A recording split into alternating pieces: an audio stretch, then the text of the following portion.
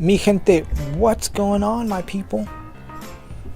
It is time once again for the In My Grow Show, the podcast dedicated to taking the mystery out of cannabis. I'm your host, Alex. Turn down that music a little bit. And I want to thank you for taking the time to listen to me talk. I want to give a special thank you to DJ Monster Drop. He helped me out with a piece of music earlier this week. Thank you very much, brother. I appreciate that. And later on, I'm going to have a conversation with Kristen from sbverde.com. But first, let's talk about the strain of the week. So I realized last night that I didn't have a new strain to talk about for the show. I still had some of that strawberry sherbet left over, and I got a hold of some Gorilla Glue. And I know I've already talked about both of them. So, bright and early this morning, well, not too early, about 10 o'clock, I took myself to the dispensary and picked up a gram of some strawberry amnesia. Yes, a gram. That's all I needed. I didn't need a whole bunch. I just needed enough to get a little taste. To enjoy it. So I went down to Sesame Creek Collective, picked that up. Now, the strawberry amnesia is a cross between the strawberry cough and the amnesia, and both of those are sativa hybrids. And this is a pretty heady strain. When I say heady, I mean, real kind of racy, real wanting to keep me active. And as you know, that's what I like, especially for the show, because it makes me nice and chit-chatty. So if you're going to go for a hike, go pick up some of the strawberry amnesia. Alright, next, let's look at my social media. Okay, so I was over at the WeedCon 2018 website, and I noticed that they had a banner that says Miss and Mr. WeedCon. So all I did was read the headline, right? Hey, we think you rule, and to prove it, we want to crown you king and queen of the party. That's all I read. I didn't read any details. So for the past week, I've been asking people if they were going to this event and if they were to vote for me. Without knowing any details, I thought it was like a popularity contest. You get there, you write in your ballot, you put in, a bowl or a hat. I don't know what I was imagining. But then I went back and read the details. Alright, so here are the details. It says, we are looking for Miss WeedCon, over 21, Mrs. WeedCon, over 50, Mr. WeedCon, over 21, and Sir WeedCon, over 50. So I guess I'd be going for Mr. WeedCon. And it also says, submit headshot to Petrie, P-E-T-R-I-E, at weedcon2018.com. It also says, include brief bio and charitable work you have done. That made me think. I was all, have I done charitable work? Kind of made me self-evaluate for a bit.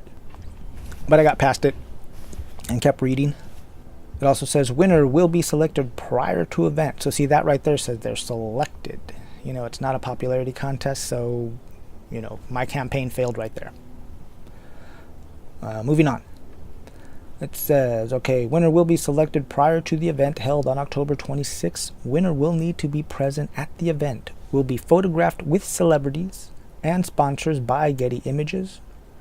Award will be presented at event. Must be available to attend media, press, and news historical event held in Ojai, California. Great opportunity to obtain spokesmodel job in this new, soon-to-be $50 billion industry.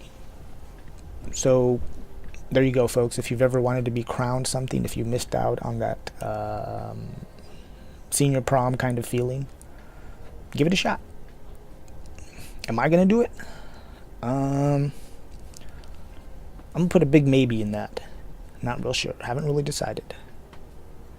Since it's not like, anyways, I don't know. So the basic moral of the story is read the details. Because I even asked Kristen to vote for me for this thing. And it's not that kind of thing, apparently. So, there you go. Don't forget, WeedCon 2018, October 26th in Ojai. Oh, another thing, speaking of another event that I'm going to go to, the Emerald Cup up in Santa Rosa has just released their categories. They have flower, licensed cultivator, sun-grown, mixed light, and the Breeders' Cup. They also have personal use cultivator, sun-grown, mixed light, and Breeders' Cup. Best of show flower, winner of licensed versus winner of personal use. Ooh. They also have infused, edibles, topicals, tinctures, CBD, flower, edibles, topicals, tinctures, concentrates. Concentrates, they have solvents, rosin, CO2, distillate, live resin carts, diamonds, sauce, shatter. And a couple of specialty awards, the Regenerative Farm Award, the Lifetime Achievement Award, the Bob Snodgrass Award, and a photo contest. That is going to be a good time. Also, the Emerald Cup up in Santa Rosa. I believe that's December 15th. So you got some time, folks. Now I want to talk about Instagram. Instagram's really the only platform that I'm truly on. I mean, I've got a Facebook presence, but I'm not on there a lot. I don't interact with Facebook a lot. I'm mostly on Instagram. And sometimes I'll come across people taking pictures of their young kids in their cannabis gardens. Brothers and sisters, I wouldn't do that. And that's mostly because I don't think it's a good idea to picture young kids like toddlers I've seen in someone's cannabis patch or their cannabis garden. Because somebody could show that to CPS, Child Protective Services, and Child Protective Services will flip out. So my advice for the children, keep those photos off your Instagram page, please. Alright, it's a little PSA. And one more thing, somebody sent me a message from a video that I made about making worm cast tea. And the message reads, "Can you write the recipe out because my English is not good? Thank you. I will write that recipe out for you, and I will post it. If you go over to inmygrow.com, I'm pretty sure I've got the recipe up there, but I'll post it at the bottom of that video also. That's a good that's a good suggestion. And I will not say who this is from, because we change the names to protect the innocents around here. So yeah, I'll try to post that up in the next week or two.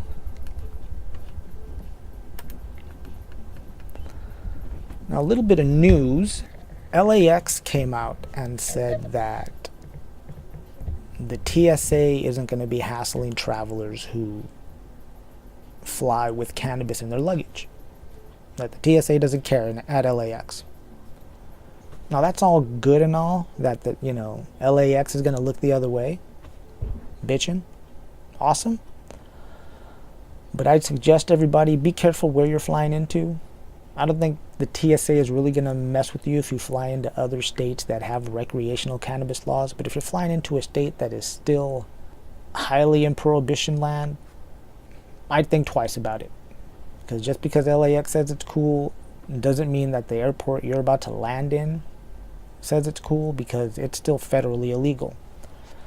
So I'd be suspicious. So heads up and make some good decisions, that's all. Alright, now for the report from the Cannabis Frontline.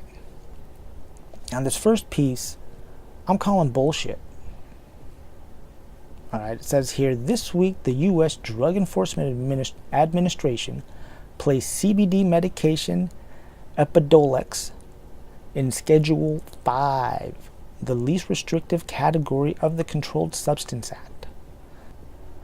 The move does not apply to CBD itself or other non-FDA approved extracts containing it. So, Big Pharma got to the DEA and said, hey, you need to move this out of this schedule because it's got CBD in it, but just us? Seriously, how does this not look like corruption? Once again, everybody, register to vote. And then go vote. Not only that, take a friend with you to go vote. Because this is bullshit.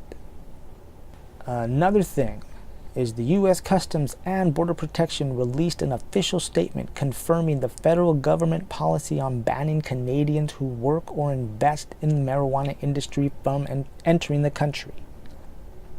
I still don't understand how the DEA plans to enforce this. Because even if you put on your passport what your occupation is, you could have changed it or lied. I just don't know how they're going to enforce this. And then the most basic question to me is why?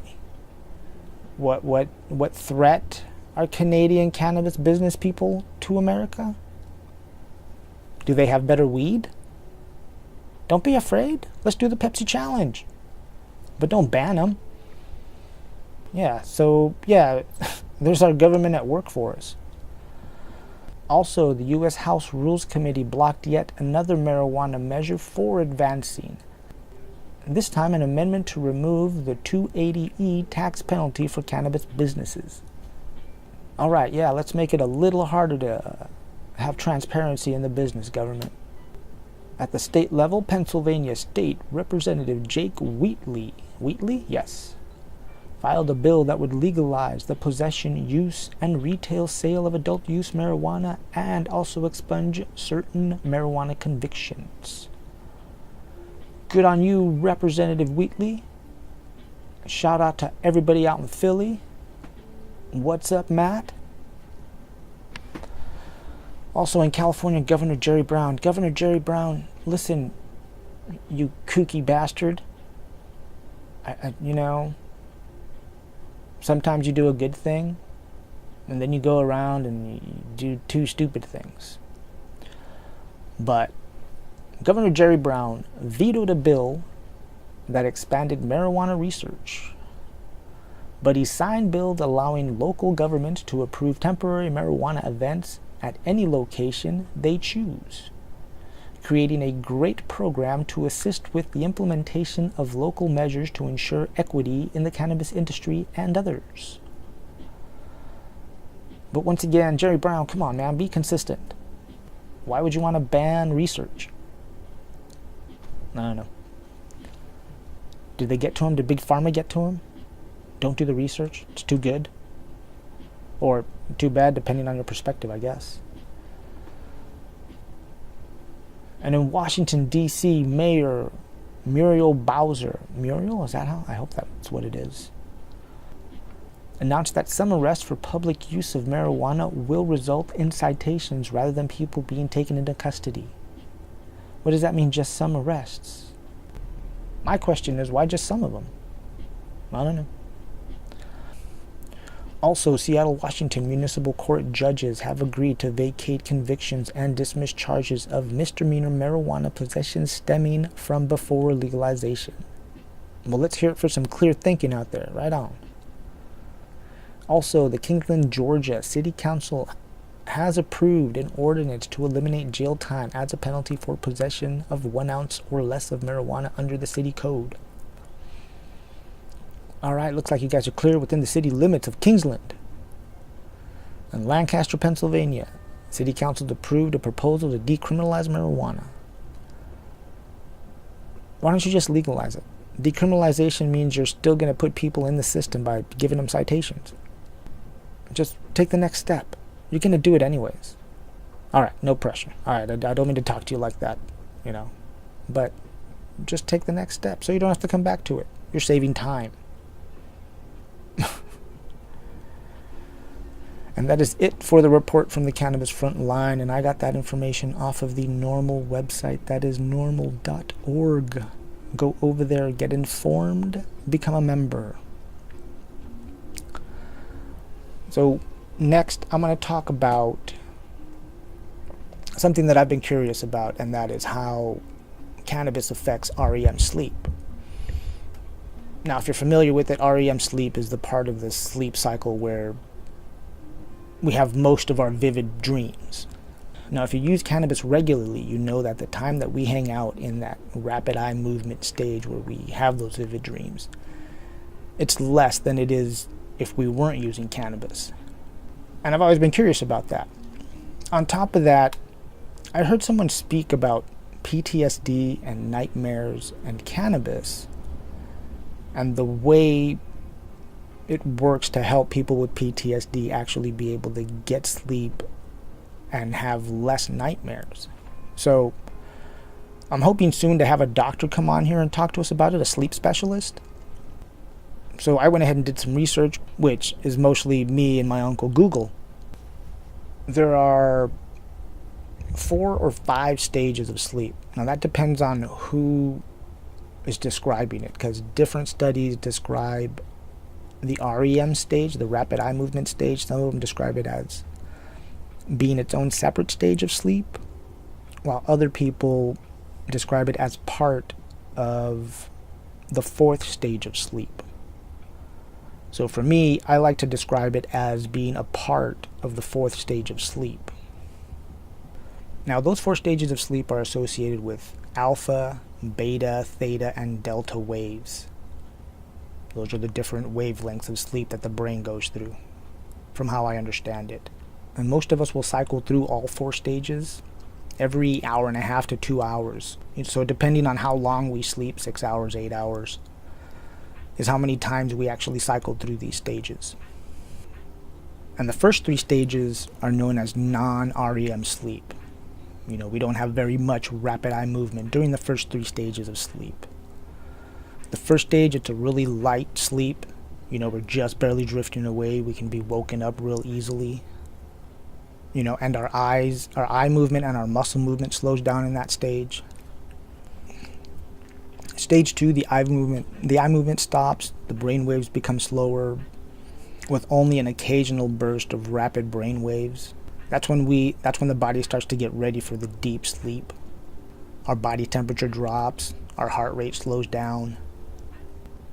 And in stage 3, we get really slow brain waves, or short brain waves called delta waves. And in this delta sleep, that's when people will sleepwalk, have night terrors, talk. And these things tend to happen in that transition period between non-REM sleep and REM sleep. Now, stage 4, that's when we're in deep sleep and what's called a delta wave in our brainwave activity. That's when we get rapid eye movement at the same time. While scientists know that deep sleep is what the body needs to be restful and rejuvenate ourselves, they're not real sure what the purpose of REM sleep is. Because like I said, it's good to have that restful sleep. But as far as having rapid eye movement during that time, they haven't really found the importance of it. Now, one thing that they have discovered is that cannabis makes it easier for us to get into that deep sleep state, but also lessens the time that we hang out in that REM state. And because of that, that's why we don't have very many vivid dreams. It's not that we're not dreaming, but we're just not hanging out in that REM state as long as we would if we didn't. Now, once we stop using cannabis, that rapid eye movement level comes back up to normal within 4 or 5 days. Now, doctors still don't know why it doesn't affect us negatively not to have a long period of time of that rapid eye movement. So how I understand everything is that cannabis helps us get into that deep sleep a lot faster, but doesn't allow us to hang out in that dreaming state, which I guess makes sense as far as why people who have PTSD say it helps them so much to sleep, is because some of the symptoms of PTSD is nightmares. And nightmares happen during REM sleep. Now, if someone's not hanging out in that REM sleep as long, it seems like they're having less nightmares or shorter nightmares and more time to get a restful night's sleep.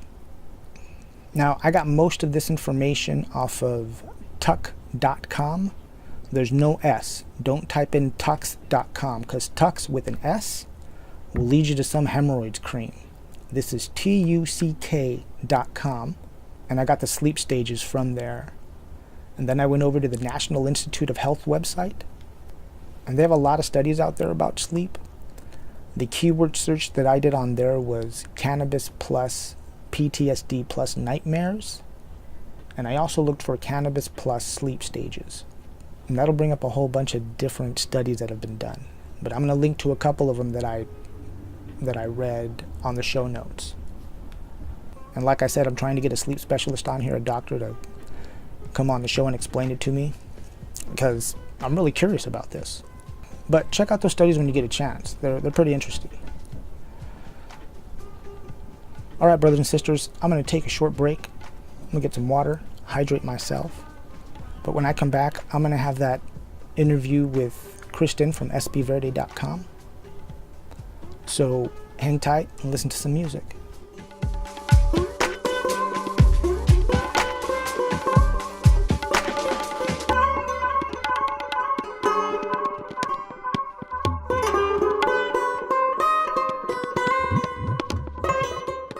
Well, everyone, like I said, I've got Kristen with me from sbverde.com.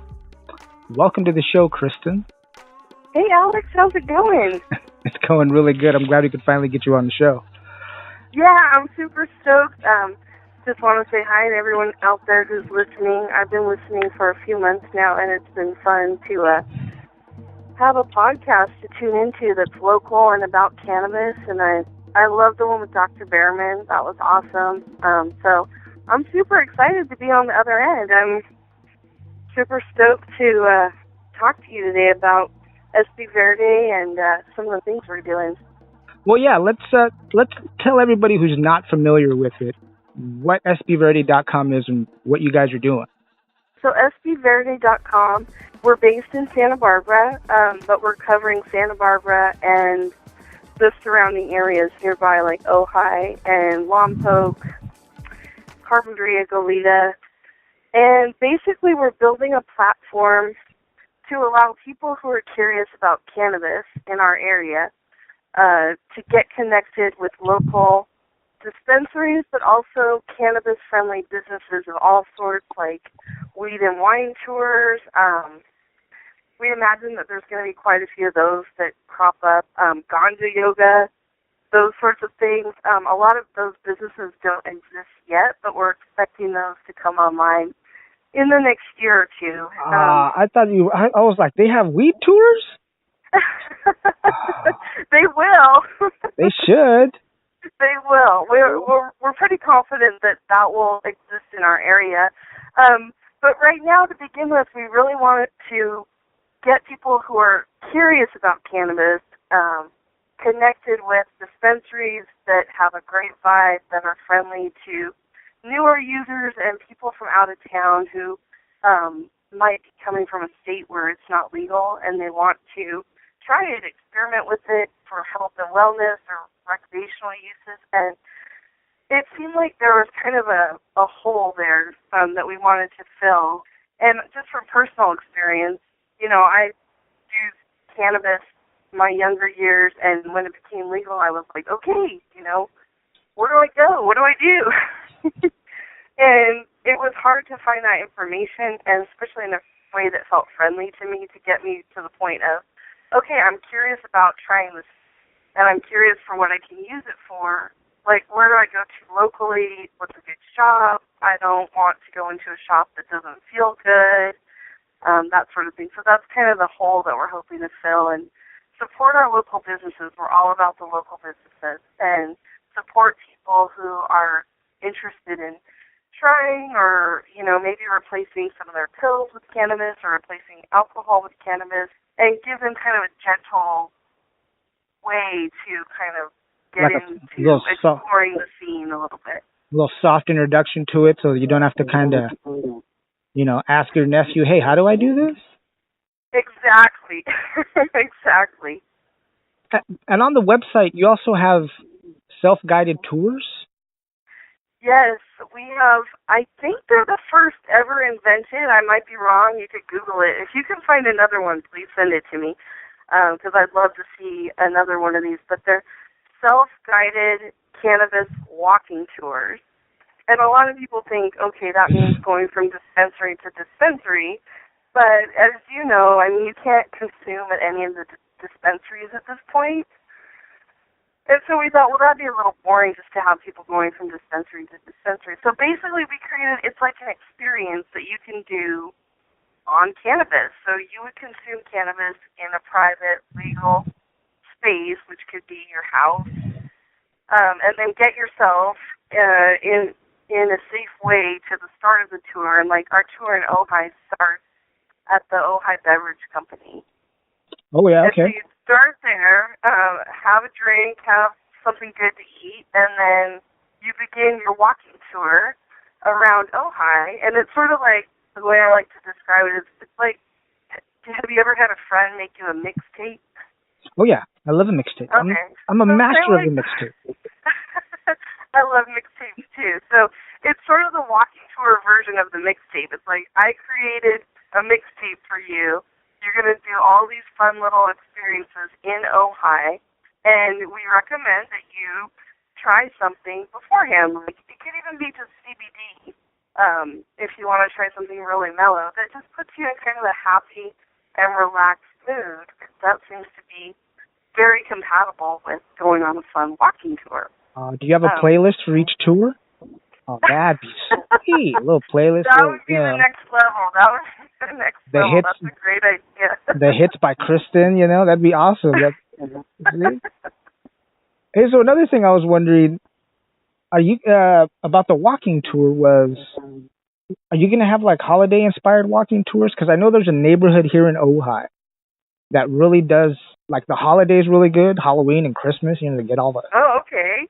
So... so you're thinking toke a little bit, take some CBD. Yeah, man, get out and go for a walk, see, run through the neighbor's yard, take a picture with a snowman that doesn't really exist in California. But no, I'm kidding, people. Don't go into people's yards. I mean, really, we're open for anything. Like, the reason the Ojai Walking Tour exists is because of our partnership with Dusty Creek Collective. And we met them at Cannabis Camp that happened at Soho in Santa Barbara. And they took a look at the walking tours. At that point, we had two for Santa Barbara. We had Andy's Token Taco Tour, and that's my husband. He loves tacos, so they're like all his favorite taco stops. That's a good man right there. Yeah, he's handpicked all these taco stops, and then the other one is an art kind of inspired tour that has to do with the art museum, and also we have a business in Santa Barbara where you can go pet cats. So it ends with that business. Yeah, and we thought that would be an awesome thing to do. So, so that's all that you can go in there and just hang out with cats and adopt them if you want to? Yes, they're all adoptable. It's an awesome business. It's called, I'm blanking on the name now, but if you just Google pay to pet cats and you'll find it. It's in the walking tour, too. That's pretty awesome. But yeah, so they're just super fun, and so you have to imbibe your cannabis in a private legal spot of your choosing, but hopefully if we get cannabis lounges and that sort of thing, then those could be incorporated in these tours. So we can mix it up. But they're free to download on the site. Put your name and email in, and you'll get access to the tours. And we're open, like you said, the holiday tour. That's a great idea. So Sesame Creek Collective, they love these tours, and so I said I want to create one for you guys up in Ojai. And so if you're excited about them and you want one for your area, we would love to work with you on that. Right for on. anyone listening out there. Or just send us your ideas. I mean, we're just having fun and enjoying being creative with all of this. So we love to hear ideas and the response to these tours. Yeah, well, that's pretty cool. And on a total side note, I need to shout out to Sesame Creek because they got the VC Reporters Best of as a dispensary. Oh, nice. Yeah, so shout out to everybody over there. A bunch of nice people over there. Yeah, that's great because they deserve it. They're awesome. Now, one of the reasons I wanted to talk to you was because I saw your post, I think it was 2 weeks ago, and it said something like, how do you choose a not-so-creepy dispensary? something like that. I tried to Yeah, it repost just it, but looks I like... don't know how to do Instagram very well. So I'm like, oh, fuck. So what yeah, it got... something like, do dispensaries, do you ever get creeped out when you go into a dispensary? Yes or no? It was like a little poll that we did in our Instagram stories. Yeah, and it got me thinking, because I was like, well, because I always have to think when my wife's running errands. She's like, hey, I'm going to stop by the dispensary. I'm trying to figure out, okay, what town is she in and where do I want to send her? So I'm like, don't go there, don't go there. You can go to this one. Oh. But, well, if she's down in Ventura or, Port Hueneme, there's just a certain number that's like, okay.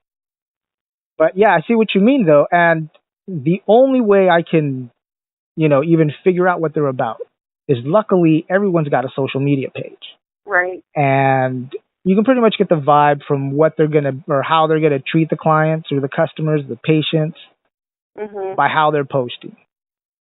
Yeah. So that's the easiest way for me. So what kind, like, if you were on Instagram, what sort of images would kind of make you say, no, I do not want to send my wife there?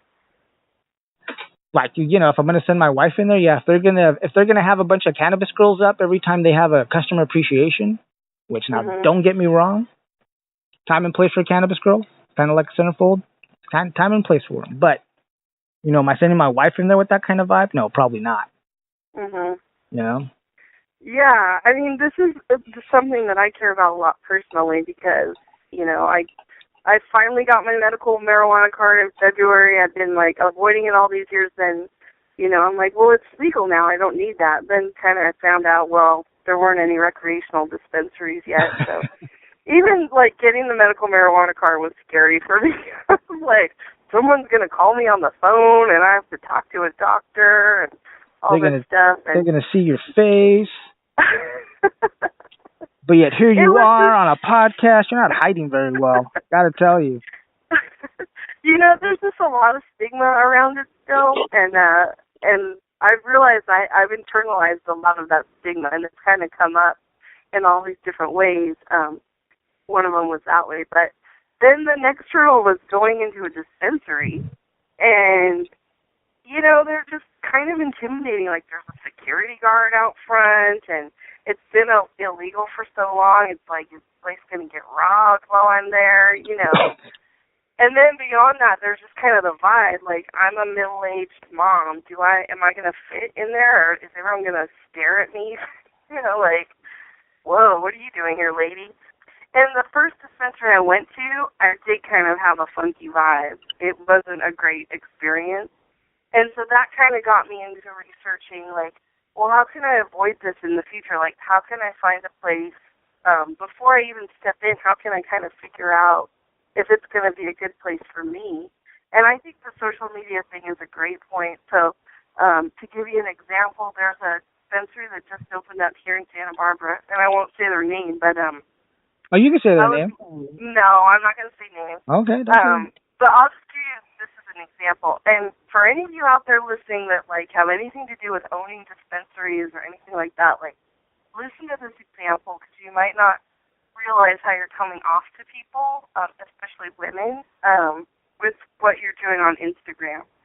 And it was just really simple. It was just in their Instagram story. They had some vendor coming from, I think it's honey vapes, or honey terps. Does that ring a bell? No, I have no idea. It was a vendor thing. They do them all the time. Oh, yeah. Yeah, the Customer Appreciation Day, yeah. Yeah, and so it was this woman in their story, and it was just a little video. And she kind of had the product down low, and she was sort of waving it around. And it said in the caption, it said, "Come smell her terps." Yeah. And I was like, no. That is a repellent for me. That's oh, gross. It just kind of says something to me about how they view women, the kind of people they're trying to attract to their stores. And it was just a turn-off. So it wasn't even anything, that it wasn't a major thing, and I would still go there probably because their other, social media stuff and everything isn't that bad, but I would, honestly make the drive to a place that was a little friendlier to women. So that wasn't going to be your first choice. No, definitely not. Not with them saying, come smell her turf. And it was just kind of suggestive, and I was like, no thanks. I don't want to come smell her. Yeah, I mean, it's something they have to think about, Like you said, what kind of clientele are you trying to attract? And that's fine. That's, Yeah. everybody, like I said, everybody wants a place that they feel like they're special. That's cool. Exactly. Yeah, and I'm fine if you've decided, like, we're into this kind of, we want the dudes, like, we want the certain demographic, and so we're going to, like, really do some suggestive advertising and stuff like that. I will say, though, that I feel like women in general are under-catered to by the dispensaries, and I would love to see them cater to women more because I think that's going to be a bigger and bigger market, and, like, I would love a spa experience, personally. Like, go into a dispensary and feel like it's kind of like a spa. And that doesn't really exist yet. Okay, no, well, let's clarify that. What does that mean, cater to? Like you said, a spa. What are we talking about, man? It's a couple of scented candles, or? No, I would say go the whole 9 yards. Like, like going, like, very aesthetically pleasing. Lots of women working there. Like, if you go into a spa, it's very aesthetically pleasing. You're gonna, for the most part, it's gonna be women working there. You're pampered, so they'll sit down in the comfy chair with a magazine and a water, and like spa water, sure. That sort of thing. I would love to see something like that. I don't think we're there yet, but I think the people that go that direction are going to be able to tap into a niche that might be a lot bigger than people realize. Yeah, I think you're right. There's definitely that market.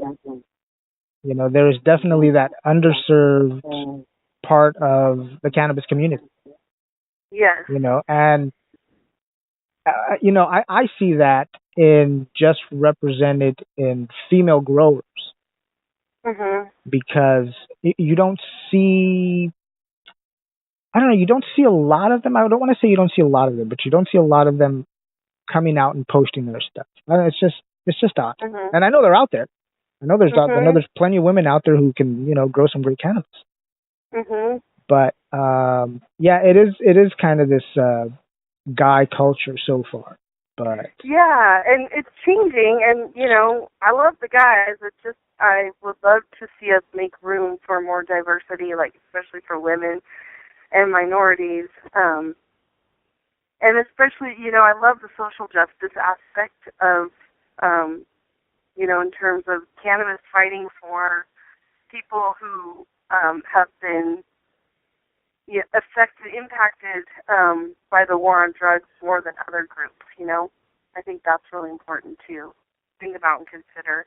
But yeah, just in general, let's make room at the table for more people and also more ways of using cannabis, like for health and wellness, like people who are more like I consider myself a lightweight, Sometimes I've gotten the feeling that like there is sort of a vibe, like it's like the more sometimes this happens with alcohol. It's like at a party, like the more you can drink, like the more manlier you are. And sometimes I get that vibe in the cannabis culture, like the more THC you can handle, like the more of a person you are. And that doesn't really work for me. That's all just peer pressure, man. That's everywhere. Because I mean, I tell people straight up, especially if they're going to start doing dabs, I'm all, you give me a small dab, because if you give me a bigger dab, I'm going to go over there and pass out and forget my name. And while there's a time and a place for it, at the beginning of the night, that's not how I want to start. I mean, no, it is true though. There is that thing of, let's take a hero's dose of anything and, see how we all get through the night. But so speaking of which, when you go into a dispensary, when you make your choice of cannabis or pot, what are you choosing? Sativa, indica, hybrid? What do you like to smoke? I like anything that's high CBD. Like, that's one of the things that's neat about legalization is, like, having a label and seeing what's on it. Uh-huh. And I discovered for me anything that's, like, high CBD, like Harlessu and ACDC, I like those two. And I like to use it in a vaporizer because it's a lot more discreet. And in a vaporizer, like in a pen, or like a cartridge? The packs. Yeah, like a pen. The packs, the pods, what I've been using. Yeah, no, yeah, I know which one you're talking about. Yeah, that's what I like, and it's just mellow. I can control the dosing a lot better because it's, it's very mellow. Like 1 or 2 hits is gonna do not that much, so then you can, meter it out. If I need to go to sleep, then I can take more easily, that sort of thing. As far as choosing a dispensary, the social media is huge. I think that's a great tip for, like, picking something for your wife. And then the other thing that I've discovered, I like, besides reading reviews, which is huge, I love to read the reviews, and also researching on Leafly. Like, I did a lot of research on Leafly before I even went into a dispensary because I was out of the loop, like what products are available. That's kind of how I found out about the high CBD stuff. Leafly had a good article for, like, beginning cannabis users, and they recommended that. And I was like, okay, awesome. That's what I'll look for. But the one thing I like to do is call them and talk to someone on the phone because I feel like you can get a really good reading off of, like, your phone call with a dispensary and who you talk to on the phone. And I like to ask some questions on the phone. And if they kind of seem irritated by questions, then I know, okay, that's probably not the place for me to go. But if they're super friendly and I get a really friendly vibe and they're like, yeah, no worries, ask us whatever you want. We'll answer any question you have. Then I'm like, okay, they're probably going to be. Yeah, if they don't have time for you on the phone, they're not going to have time for you on the floor. Exactly. So that's what, because I feel like this day and age, we don't do that many phone calls. It's mostly text and Instagram, but I like to call and just hear that voice and see what I feel like on the other end. That's helpful too. Hey, so are you going to the WeedCon 2018 up here? Yes, of course. We're so excited about it. Absolutely. I mean, that's like the coolest thing having to do with weed that I've seen in a long time in our area. So, yes, we're absolutely going to WeedCon. Okay, so the reason I bring it up is because I don't know what this means, but on their website they're going to have a king and queen of the WeedCon. Vote for me. I don't know how the voting works. I don't know anything about it. All I did was see the post up. I was like, hey, all right, I'm gonna start a campaign. See if I can win. See if I can become king. Yeah, I'll totally vote for you. I think your podcast is great, and I love the work that you're doing, like with education and all of that. And speaking of not that many female growers, since I've been listening to your podcast, I'm like, I wonder if I could grow something. Nah, don't wonder. You can. It's not that difficult. Everybody on YouTube makes it look difficult mostly because they got a bunch of lights and a bunch of shit going on. It's not that hard. It's not that complicated. Okay. Have you ever grown a tomato plant? Yes. You're gonna do so good at growing cannabis. Okay, I'm gonna put that on my bucket list. I can't really do it now because we rent, and I don't think our landlords would be cool with it. But speaking of WeedCon, I wanted to plug something that we're doing after WeedCon that kind of pairs nicely with it. We've partnered with Delta Leaf Labs. They do plant DNA testing. Have you heard of that? Yeah, I'm supposed to talk to Felipe from Delta Leaf on Monday. But okay, yeah, they do. Awesome. They do sex testing for cannabis plants, from what I can understand. Yes. Yeah, so you can know really early on whether your plant is a male or a female. But we met up with them, and they're super cool. We got along with them great. And we chatted about how we'd love to have a networking event for cannabis professionals in our area in Santa Barbara. So we put something together. It's going to happen November 7th, which is the day after elections. So that should be memorable. Just remember, day after elections, November 7th. It's easy. From 6 to 9 p.m. at Third Window Brewery in the Funk Zone in Santa Barbara. They're at this place called The Mill. Super cool location, and we're just reaching out to all the cannabis professionals in our area, green flower videos. Someone might be there from that company.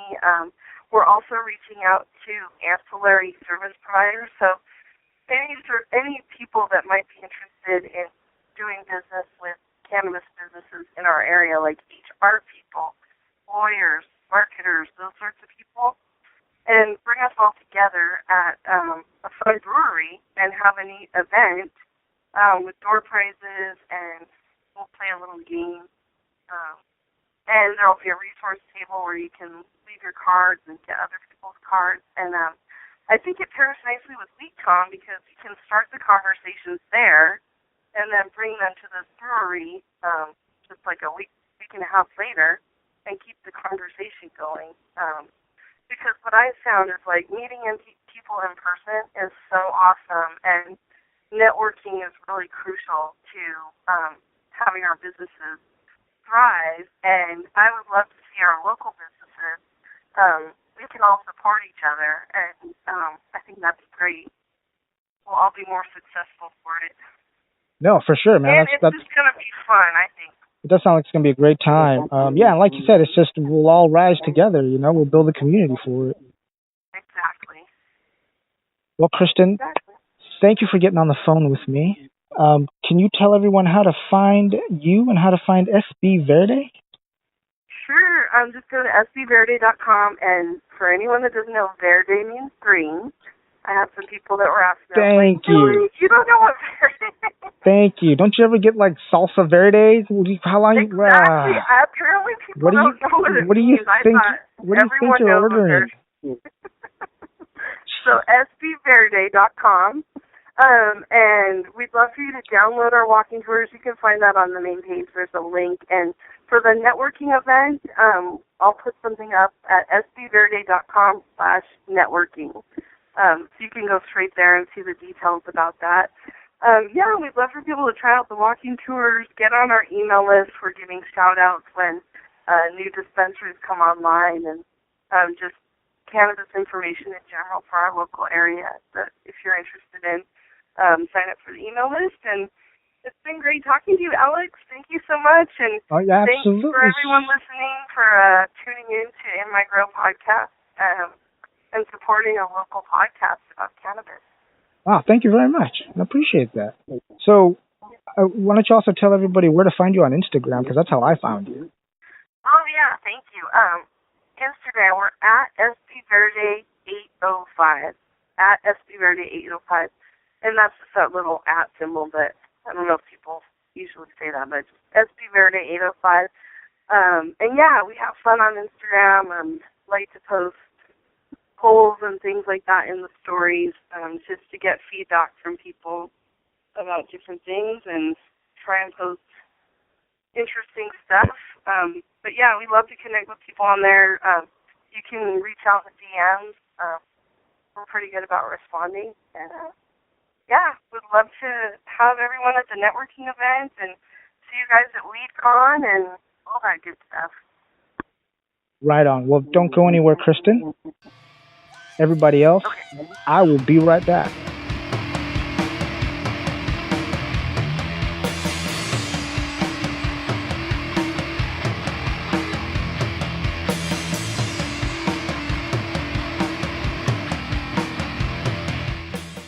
Mira familia. Look, family, that's all I've got for you today. I want to say thank you to all the musicians who let me use their music to put the show together. Again, I want to thank Kristen for taking the time to talk to me. And most of all, I want to thank you for listening. Now remember, if this show has entertained you, educated you, or given you a little bit of escape from your day, go to patreon.com, find In My Grow Show, and throw a couple of bucks my way. Or you can go to inmygrow.com and buy a t-shirt. There's a tab that says support the show. You can click on that and link to them from there. That money just helps me keep the podcast going. Now, if you can't support the show financially, don't worry about it. I get it. Here's how you can help. Subscribe to the website, subscribe to the podcast, and then tell 3 other people to subscribe to the podcast. That's it. Real simple, real easy. Don't forget, if you want to sponsor any part of the show, or you're a company that wants to advertise your services on the show, you can send an email to inmygrow@gmail.com. And you can always find me on Instagram at inmygrow.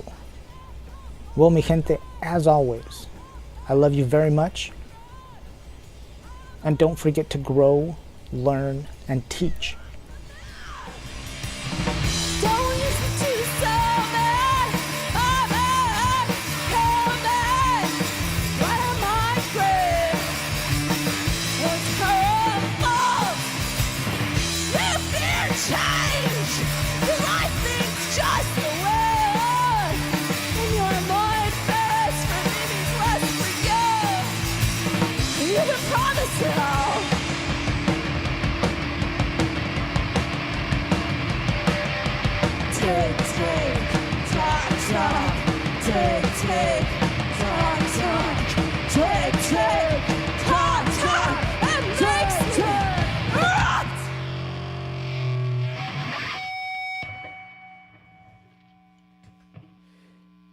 This song is called Definition.